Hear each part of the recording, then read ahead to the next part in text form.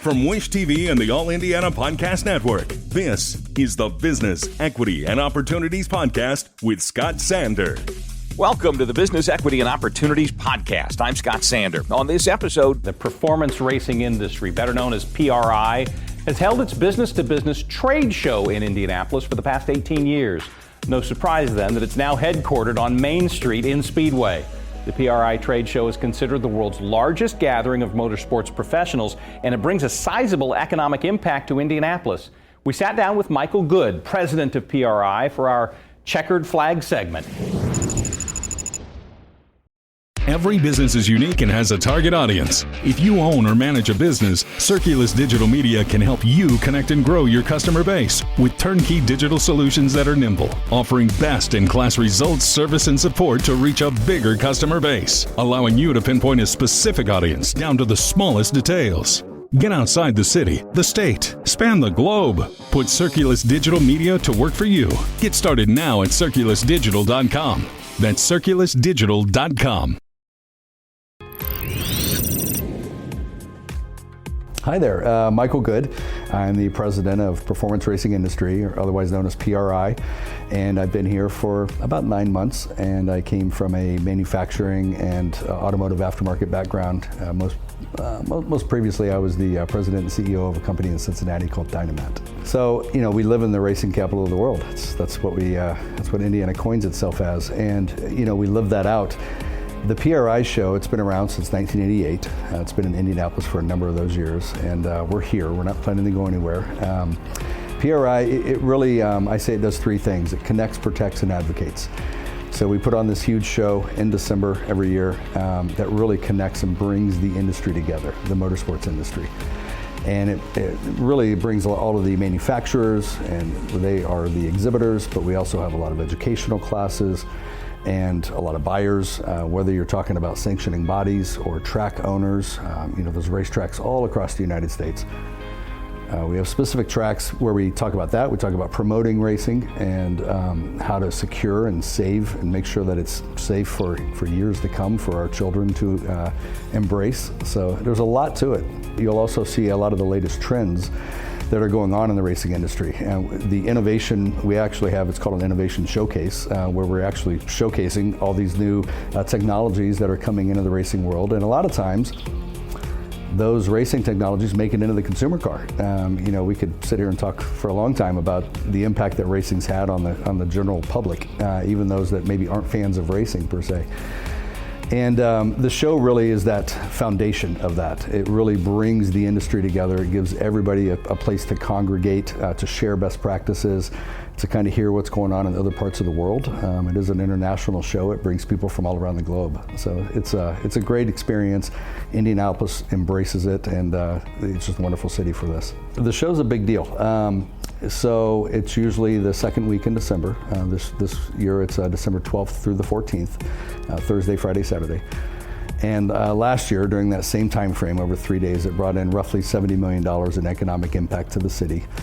And that translates in a variety of different ways. I think the last year's numbers were right around 24,000 hotel nights booked in central Indiana. And then there was around 67,000 attendees at the show. So, it is a big deal. Indianapolis embraces it. Mother Nature's cooperated for the past several years, and it's been a really comfortable show. And, I think the infrastructure of downtown Indianapolis also makes it so conducive to have a good show. Everything's interconnected. You can get all over downtown through snaking through buildings, so to speak. And our show takes up the entire footprint of the Convention Center and Lucas Oil Stadium and the connector in between for about 1.2 million square feet. So it is, I believe it's the largest footprint show in the state of Indiana. It's significant. Sure, it gets back to our saying, right? Racing capital of the world. So, there's a lot going on here. If you think about how many racing manufacturers are sitting within a 3-mile radius of where we're sitting right here, right now, it's a significant number. And I think it's important to attract college grads that go to our great schools to stay in the state of Indiana and pursue a career, especially if they want to go into motorsports engineering or really anything now. But, I'm a little biased. We want to see that motorsports grow. And, I think Indianapolis has such a tremendous foundation for it. They embrace all that there is to offer. We're not a one-trick pony, even though we have the greatest spectacle in racing, a couple hundred yards that way. Whether it's NHRA or whether it's going up to Anderson and looking at a small circle track. And it really does run the gamut. And you kind of have a full menu of variety of options, if you will, here in the state of Indiana. So I think it's tremendous. It's an important part of what I think our responsibility is. We have this beautiful building sitting on Main Street in the racing capital of the world, as I've said multiple times. And I look at that and I say, my gosh, let's open this building up and host events here to support the community, whether it's the local chamber or the Speedway Town Council or, the mini marathon. What is it, 50,000 people run right in front of our building.